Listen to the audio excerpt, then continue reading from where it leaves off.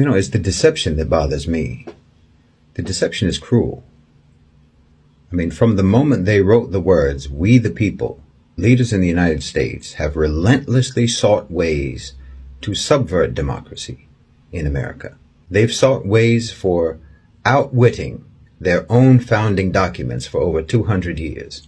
Even in the Constitution itself, it provides for elections, and then it imposes mechanisms that render those elections pointless. The separation of powers, the checks and balance system. Well, whose power is being checked? Elected power. The power of the elected representatives of the electorate. Nobody checks the Supreme Court, for example. That's really the supreme branch of the U.S. government, the Supreme Court. And those are lifetime positions. The framers of the Constitution seem to be primarily dedicated to creating a system that would ensure maximum inefficiency. Because the founding fathers were, as we know, deeply suspicious of government itself. Think about it. No taxation without representation. That was the slogan. Well, that could go a different way. No representation, no taxation. If you asked most Americans today, which would you rather have? Your whole paycheck or your senator? What do you think they would choose? Which do you think they would feel is more useful to them? Their full salary or their congressperson? Their congressperson who is completely subservient to his or her campaign donors and to whatever corporate sector they want to enter once they leave office. Their congressperson who listens and obeys lobbyists more than they'll ever listen to their constituents. The entire political platform for any candidate is calculatedly drafted to serve the interests of whatever business sector they're going to target for campaign funding. That's why they put the policies that they do or the proposals that they do. Elections in the U.S. are like talent shows. Just like those shows where the audience votes for whoever sings the best so that then they'll win a recording contract or something like that with a major producer. It's the same thing. You elect a politician, whoever sings the best, so that then that politician can win lucrative deals with business. It's got nothing to do with your interests. You pay a higher percentage of taxes, in fact, than corporations, but corporations have a higher degree of representation than you do.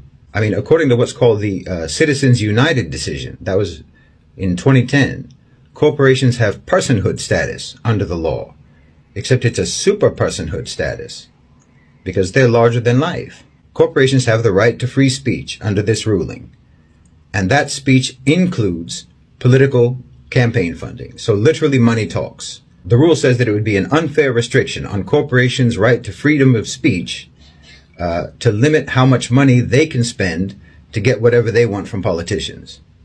Freedom and democracy. You see? They come up with every possible way to shut you out. And who do you suppose made that Citizens United decision? Well, it was the Supreme Court. Look at education, at higher education in the United States.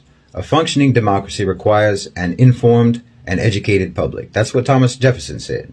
He said that a well-informed citizenry is the best defense against tyranny. So what can you deduce might be the objective when you make education prohibitively expensive? When you set up a system to restrict access to education for the citizenry and make it only accessible for the rich. Well, that's a recipe for tyranny, according to one of your own founding fathers, but that's what you're doing.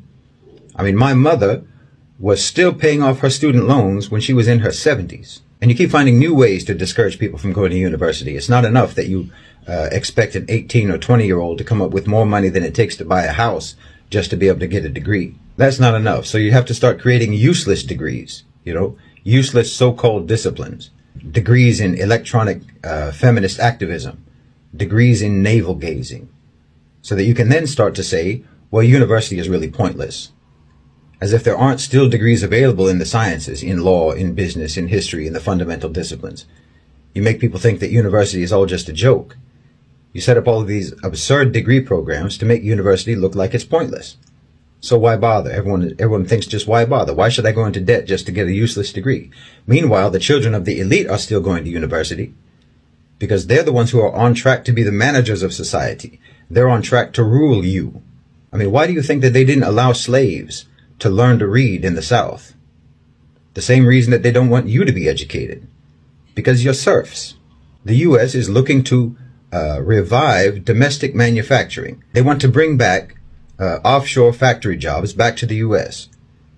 They want you to be on an assembly line. They don't want you to have a lot of big ambitions about your future. They don't want you to have the intellectual tools for self-sufficiency or critical thought so that you can actually see and recognize and understand what your society really is. Everything about the society is calculated to marginalize the population. And one of the main instruments that they use to marginalize the population is the constant repetition about how free and how democratic it is. You know, it's quite telling that for any other country in the world, if you want to learn about it, if you want to understand it, if you want to really know that society, you have to go there. You have to live there. You have to mix with the people. You have to experience it. But with America, it's different. People outside of the U.S. understand it and know it far better than Americans do. And if Americans want to actually learn about and understand their country, they would have to leave the U.S. They would have to go outside the U.S. to educate themselves about it. You would have to go outside of the U.S.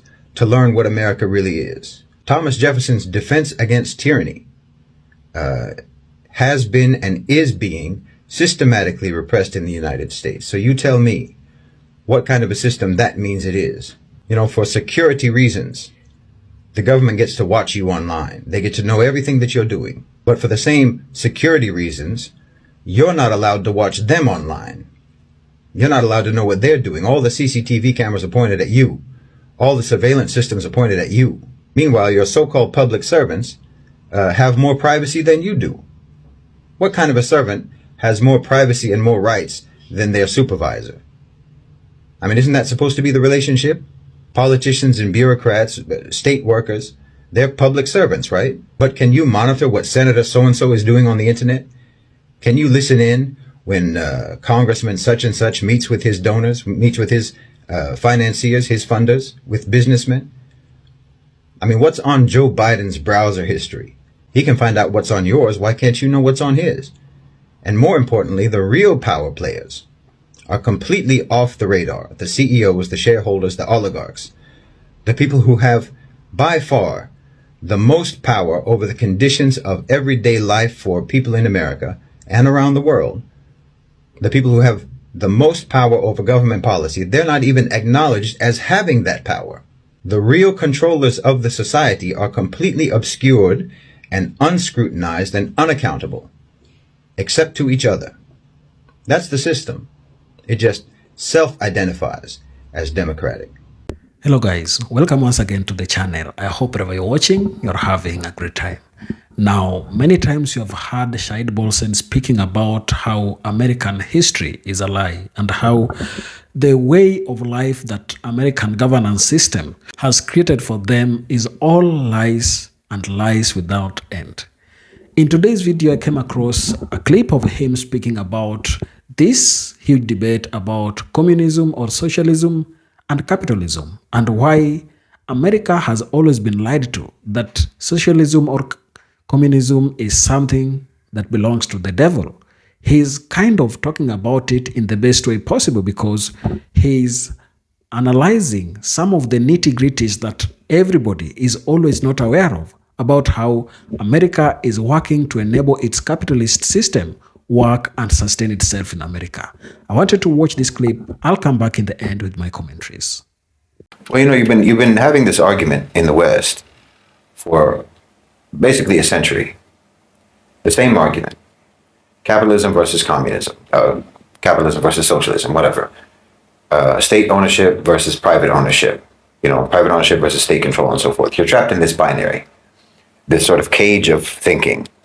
And like I said, you're only ever told in the West that there are these two options. That there's only two possible ways to structure a society. There's only two possible ways to manage an economy. Well, no one insists upon a false binary, because binary is almost always false. No one insists upon a false binary unless you're just actually not interested in pursuing change. You're not actually interested in pursuing progress. And there's a reason for that. And the reason is obvious, because your problem is not actually your system. This is the truth. Your problem is the character, the culture, and the values that created the system in the first place. The priorities of your culture, the priorities of your value system. You understand? The system did not emerge out of nowhere. The system is an echo of yourselves, your own beliefs. You think that you can fix the system. You think you can make things better if you fix the system. No. I've said this many, many times. The system did not make your society the way it is. You made the system the way it is because you are the way you are. I mean, okay, sure, the system itself snowballs. You know, it's self-fulfilling, it's self-reinforcing, it's a cycle, it creates a spiral. Because of the system, things get worse. But this isn't a chicken and the egg type of a question. We know the origin because you built your own system. You built your own system and you built it according to your pre-existing ways, the way you are. Yes, the problem was never capitalism itself, never in an absolute sense. It wasn't capitalism wasn't the problem. The problem is the character of the culture that practices it. That's all.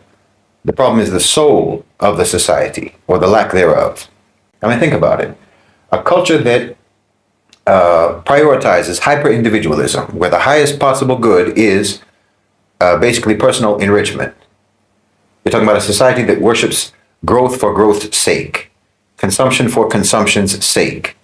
A culture whose moral imagination is so stunted that the only value that your culture recognizes is financial value. Honestly, the only metric of success is profit.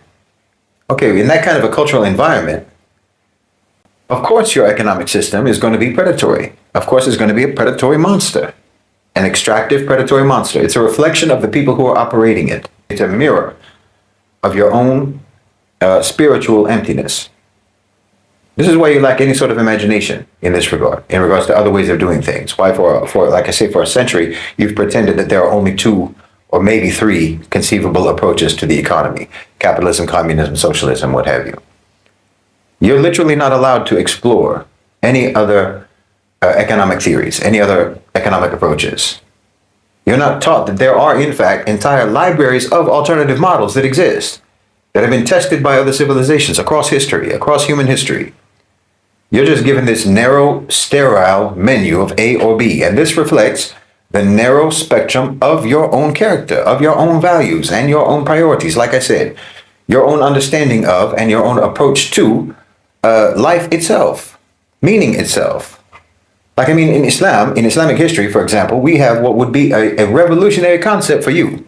It's a revolutionary concept for you, but it's profoundly simple, and it's one of the best what you can call economic institutions in human history, and that's the Waqf.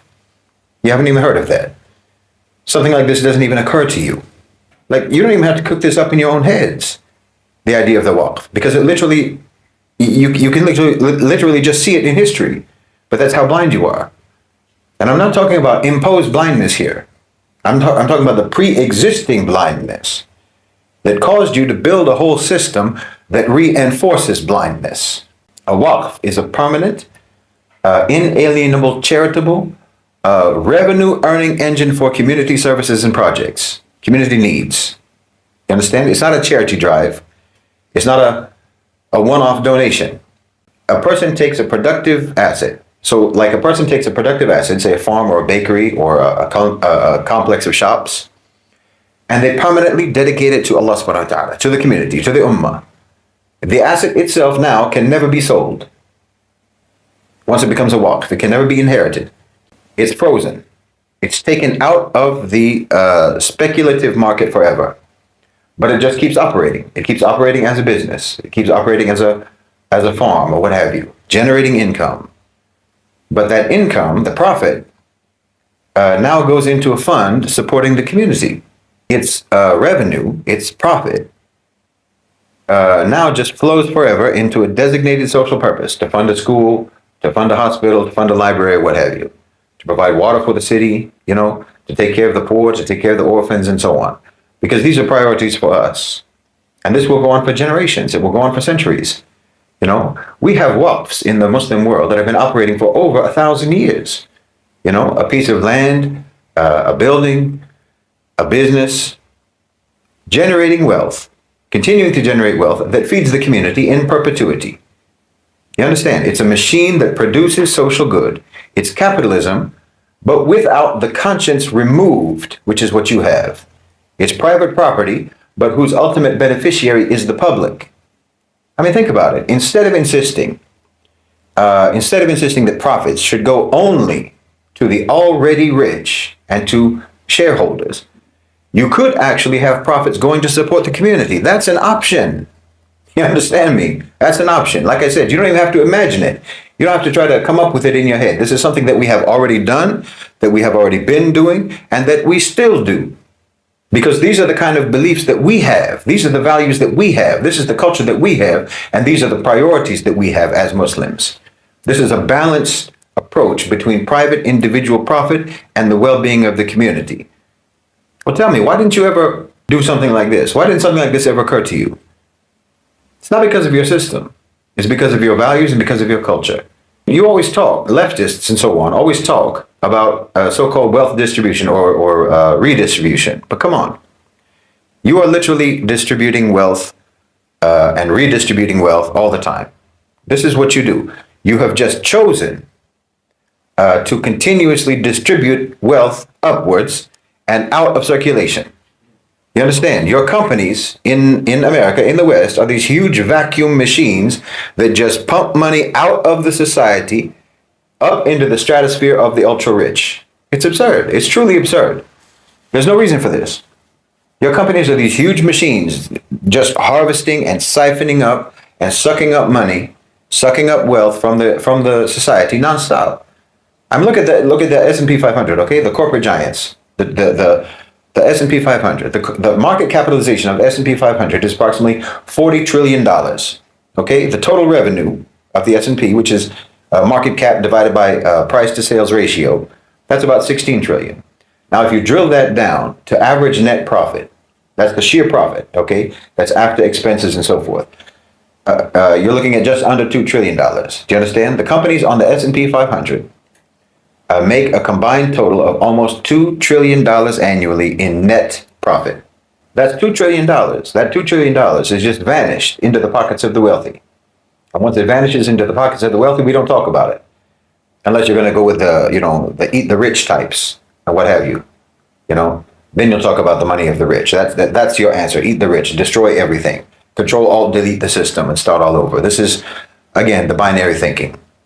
Well, what if you applied the Waqf principle instead? Just hypothetically. Just imagine if you could possibly bear for a moment not putting the greed of the rich before the need of the population as a priority. What if you took just 5% of the companies on the S&P 500, just 25 companies, 25 corporations, and you turn those 25 corporations into Waqfs? See, now you really get an idea. Now you really start to see how grotesque it is, how grotesque your system is. The system that your culture built. The grotesque system of a grotesque culture. Now you're going to see how appalling it is, okay? 25 companies, you turn them into Waqfs. Now their shares are frozen. They can no longer be bought, and they can no longer be sold again. They're removed, okay, from the casino of the stock market. They're removed. Now they're dedicated to the people, to the society, to the population, to the community. But they keep operating. They keep making their products. They keep providing their services and so forth. Obviously, they're still employing their people. They're not nationalized. We're not talking about nationalization. This is not the state seizing control of the company. You understand? They keep doing business. They keep making money. Nothing else has changed, except that the money is now being put into a fund for social needs. The profit, I'm saying, not the operating costs. You still have the operating costs are being paid for by the company itself. Again, this is not socialism. This is not communism. This is something entirely different. The net profit of these companies every single year now is going to flow into a central fund for community needs. And not for just 1 year, not for one political term. No, in perpetuity. From now on, just think about the numbers. If you try to calculate the numbers, it's absolutely staggering. We're not talking about millions of dollars. We're not even talking about billions of dollars. We're talking about hundreds of billions of dollars. You understand? That's going into a community fund every single year. A perpetual, self-replenishing river of capital dedicated solely to the well-being of society. Imagine that. No government programs needed. Again, this is not communism. We're not talking about communism. This is not the state owning the means of production. This is the community, the people, reaping the benefit, reaping the profit of just a fraction of the companies on the S&P. Not even all of them.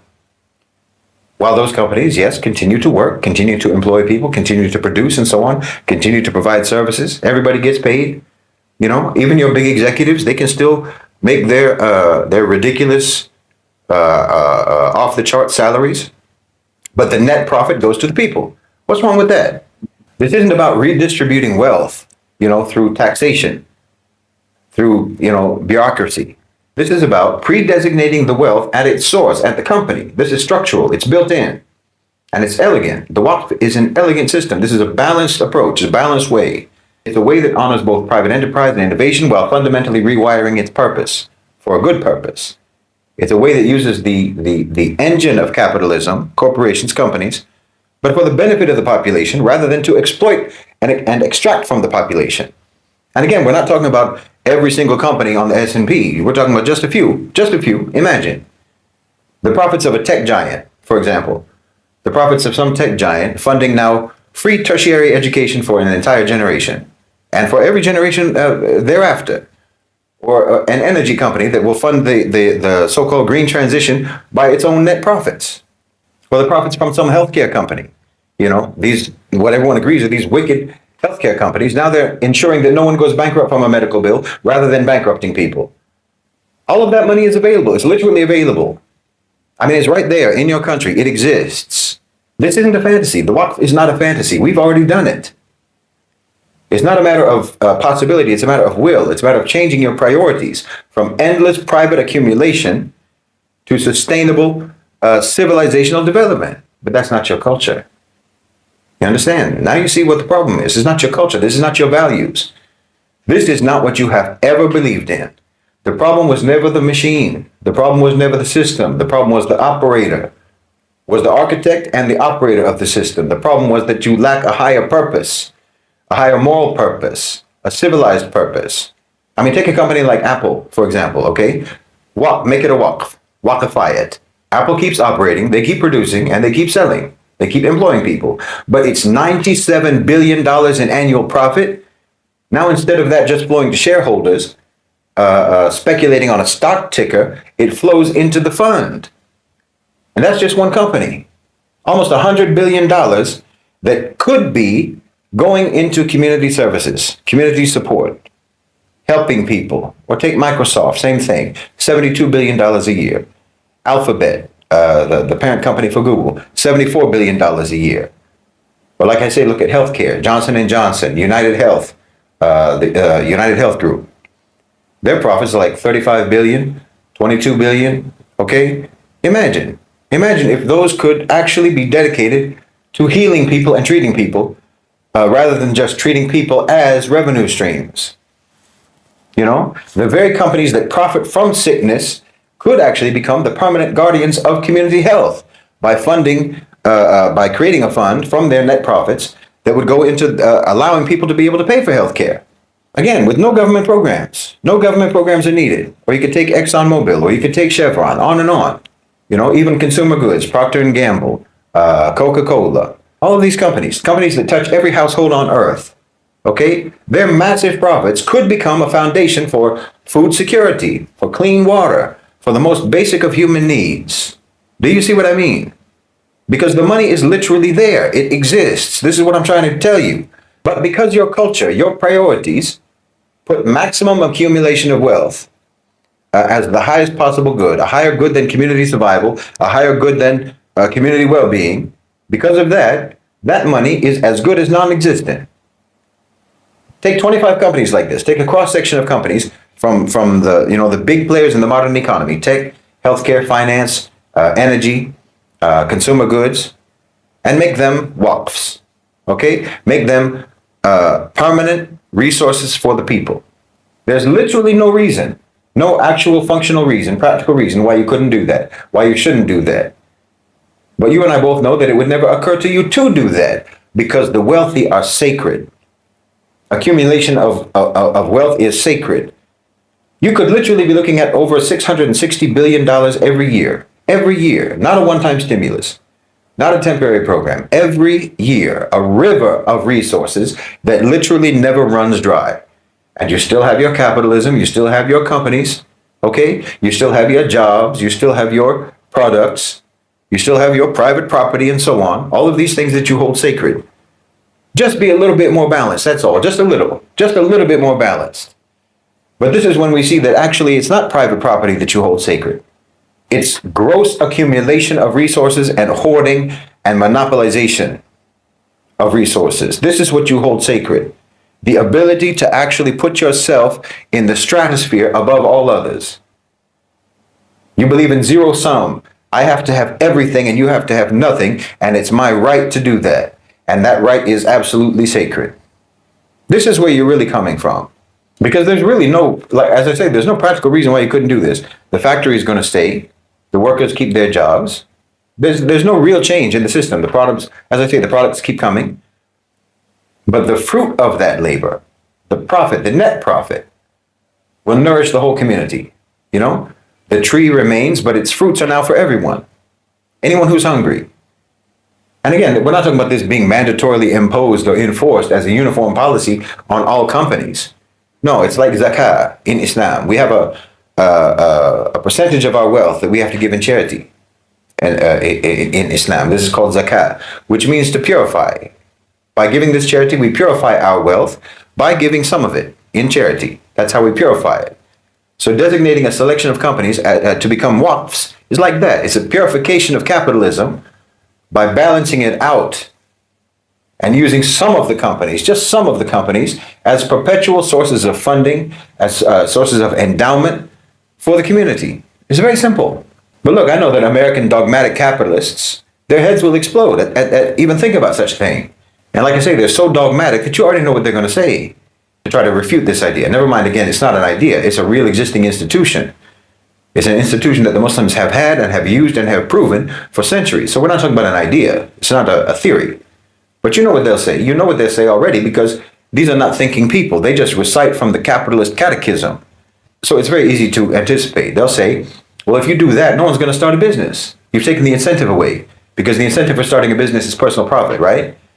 Okay, there you have it. That's the sickness of your culture. Those are the assumptions and the priorities of your culture. That's why you have the system that you have, because you think like this. It's not possible to have motivations besides the motivation of unrestricted accumulation of wealth. That's the only thing that you can possibly think about. What about private property, right? You're violating private property.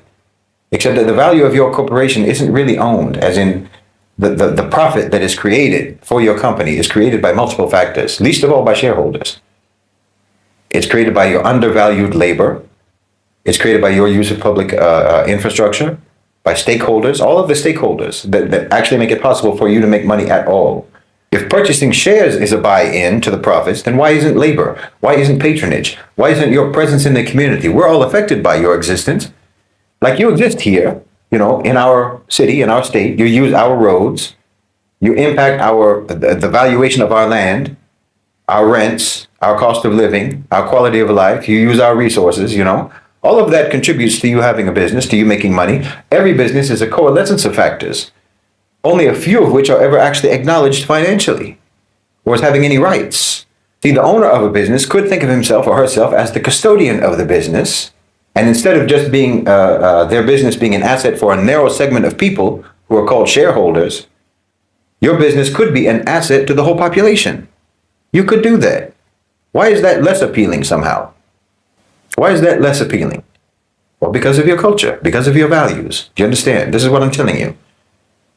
This is not motivating for you to actually help people. That's not motivating for you.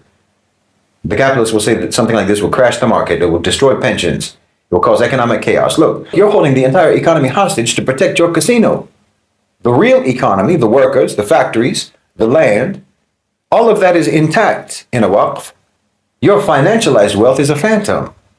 No one needs to suffer because of that. The waqf provides real security, direct funding for community needs. Then that's far more stable. That's a far more stable version of a pension than a number on a volatile stock market. You're using people's retirement money to gamble on stocks. And you call that stable? No. Waqf is a balanced, it's a sane, it's a civilized approach. Again, it's not state control and it's not ruthless privatization, but common benefit through dedicated assets. Just a few. Again, we're not talking about a blanket policy. I mean, if you had any semblance, okay, if you had any semblance of a decent, moral, responsible culture, then something like a Waqf is not even something that you would need to impose. It's not even something that you would need to have enforced by the government. It's something that a company owner himself or herself would just do voluntarily, because they themselves can do the math of how much of their net profits could actually help the population. And that would matter to them, rather than making people dependent on charitable donations by, Bill Gates or what have you, the philanthropy of individual billionaires who are just acting like feudal lords who are brushing crumbs off their table. Instead of that, you dedicate an ongoing revenue source to the population. You know that old saying, what's good for General Motors is good for America? Well, if General Motors was a Waqf, then that would actually be the case. Everyone would benefit when General Motors benefits. But okay, that's dreamland. I know that's dreamland.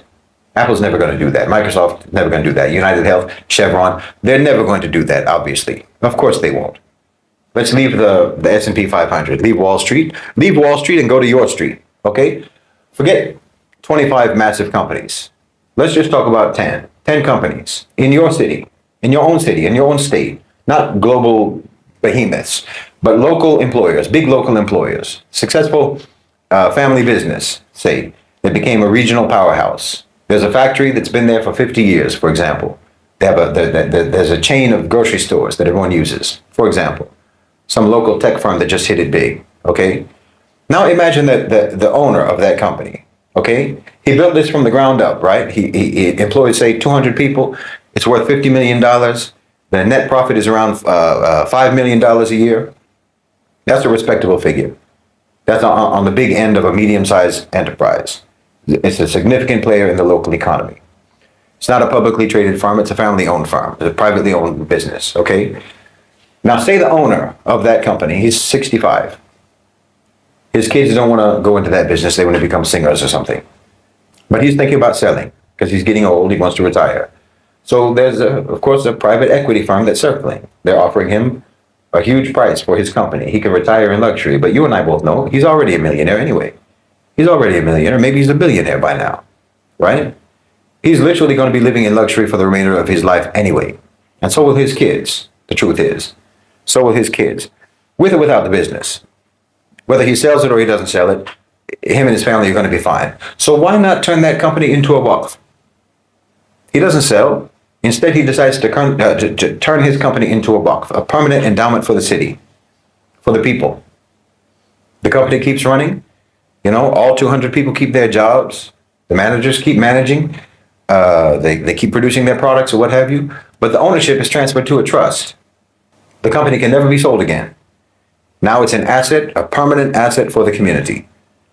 A source of ongoing funds for community needs, for community services and so forth. Every year from now until the end of time, that $5 million in profit doesn't go to the owner's vacation home. It doesn't go to a private equity firm to strip it for its parts. It goes into a community fund. What could that $5 million a year do in perpetuity, year after year after year? Think about it. How many kids could go to university off of that? How many people could get help with their rent off of that? How many people could get their groceries, get help to buy their groceries, get help for daycare, get help for healthcare? It could fund after-school programs, that the government is always cutting. It could provide seed money for dozens of new local startups every year. It could fix the local park. It could provide guaranteed basic income for every single elderly person in that city. Think about it. It could end homelessness in that city, not just manage it, end it. You all complain in America. You all complain about your taxes. You complain about it all the time. But there's literally no reason, no good reason, why the United States has to tax their people at all. Except that you act like the extreme wealth of the super rich doesn't exist as a resource for your nation. You understand me? That's why I say it's extractive. Because look, they make all this money. the rich. They make all this money and it goes into their pockets. And once it's in their pockets, well, it becomes untouchable and sacred. Like, say that city is $5 million short in education, in their education budget, for example. Well, that $5 million is produced every year. That money is there. You understand? You can't do anything with it, though. So now the government has to raise taxes on the people who are already financially struggling. Well, this is absurd. It's absolutely absurd. There's no reason why it has to be this way. There are other ways to manage your economy. This is what I'm saying. But you don't think about it. You don't want to think about it. You don't imagine it. I mean, you could work out the details any way you like for something like this. Like, say the state will buy that company, the example company we're talking about, instead of a private equity firm. The state buys it. They still give a big payoff to the owner. But then the company becomes a Waqf. And now that's $5 million that the state or the city does not have to tax people for to pay for services, because the fund is there now, you see? There's no taxes in the UAE. There's no taxes in Qatar, for example. And that's not because they have smaller populations, and it's not because they have oil, no. It's because they have a different culture. It's because they have a different system of values. It's because they have different priorities. They have a different belief system. So, okay, say you did that with one company in your city. You did that with one company in your state. It becomes a Waqf now. Now scale that up to 10 local companies. If you could scale that up to 10 local companies, you're looking at 20, 30, $50 million a year that could be flowing into permanent, some sort of a permanent community fund. Well, your whole city will become a different place. Your whole state will become a different place. It becomes resilient. It has its own independent source of funding. Independent source of funding for beautification, for helping the people, for innovation, and so on and so on and so on. It's no longer begging for state or federal grants. It's no longer begging for funding. It's no longer taxing you for that. They have their own economic engine for good. So why isn't this happening? Why aren't you doing this? Why don't you ever even think of this? It's not illegal. The legal framework for a trust or an endowment, that exists. It's not impractical, certainly. Like I say, the business keeps running. It's not unprofitable, just that the profit is being redirected. But you act like if it's going to the people, it's a loss.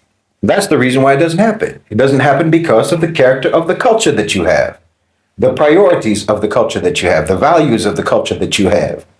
You just don't even produce company owners in that country that would make a choice like that. You know, even while their marketing for their company is all about making your life better, the obvious truth that we all know is that they don't care even slightly about your life. Not even a little bit. The idea of dedicating your life's work to anonymous, perpetual good for the community in your society, in your culture, that's not celebrated. It's seen as a waste. The Waqf model offers a legacy of sustainable provision for hundreds of thousands or even millions of people. It's like I say, it's a silent, endless river of benefit for people that the owner of a company who turns it into a Waqf will never even meet. But your culture doesn't respect that. Your culture respects the big payoff, the big payout. You're supposed to cash in. You're supposed to get yours. You're supposed to live a life of decadence. That's actually respected in your culture. That's the aspiration in your culture. So the obstacle is not economic. It isn't legal. It's spiritual. It's moral. It's a poverty of purpose. That's your culture. You have a culture that knows the price of everything, but the value of nothing. You understand me? And that tells you everything that you need to know about the sickness that you're in. The cage that you're in isn't made of laws. It isn't made of economic theories. It isn't made of regulations. The cage is in your minds. The cage is in your hearts. That's a fact. You're not trapped by the system. You are the system. The system reflects your values. The system reflects your culture. The system reflects your priorities and your aspirations. The system is a mirror of you. And the reflection in the mirror is never going to not look like you. You understand me? If you want the reflection to change, then you have to change what is being reflected. And until you change the human being that the system is reflecting, then all your revolutions and all your theories and all your grand plans for this or that social movement for change, this is all nothing but avoidance of the real work that you need to do. The revolution isn't going to start by a protest. It's not going to start by a rally or a march or breaking something. A real revolution in your society, in your culture, starts with imagination and will. A single, quiet, earth-shattering act of giving that shames the entire logic of your age. That's why I've said I don't think anything is going to change in America. I don't think anything is going to get any better in the U.S. because no one who even talks about the problems is actually even really serious about solving them. And I don't know if it's because they're just not actually serious people, or if it's because they literally are not equipped for seriousness. That's what I think it is. Because that's a very real thing in America. It's a very real thing in the West. Because like I've talked about many, many times on the channel, you have been deliberately stunted. You've been deliberately sabotaged, intellectually, psychologically, and in terms of your maturity. You simply don't have the requisite faculties for being serious people. So I don't see how you can change. See, when you hear someone crying, from the bottom of a well, say, crying out for help, okay, you get concerned, you want to help, you come running. But then you look over the side of that well and you see that there's a ladder in the well. There's a rope in the well. There's like escalating ledges that they can grab onto, they can climb up and so forth to get out of that well. So now you understand that the problem isn't what you thought it was. The problem isn't the well. The problem is the person. Because you have options, but you don't want those options. So when someone's like that, there's nothing you can do for them. You can't do anything for someone like that. They will stay exactly as they are because that's the choice that they've made. This is what you have to come to terms with in America. Your system is hideous, yes. Most of you are aware of that, painfully aware of that. But what you have to come to terms with is the fact that that hideous system is a reflection of you. It's not the other way around. Like I've said many times before, no one invaded you, from the outside. It's not like what you did to everyone else, with imperialism and colonization and so forth. You came to our countries and forced your hideous systems upon us, and they did not reflect us.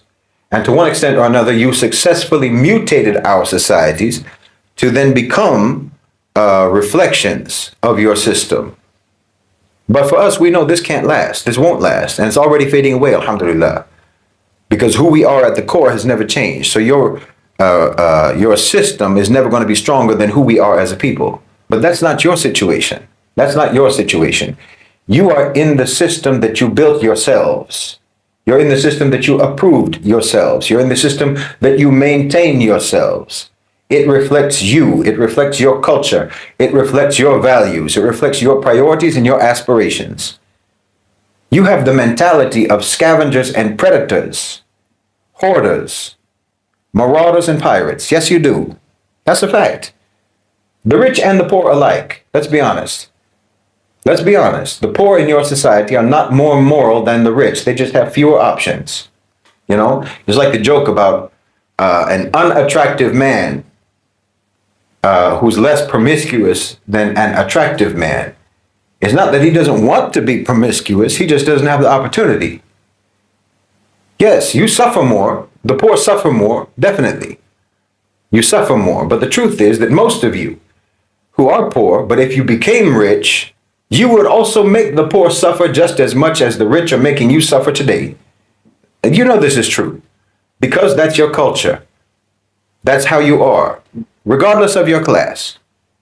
Your class status just limits or expands your options for predation. But your character is as it is. You are an angry, aggressive, hostile, combative people. Everyone knows this about you. For all your talk about rationality and reason and logic, wallahi, you are the most emotional, the most volatile, the most erratic, the most easily triggered, the shortest tempered, the most impulse-driven people on earth. So no, personally, I don't expect you to change.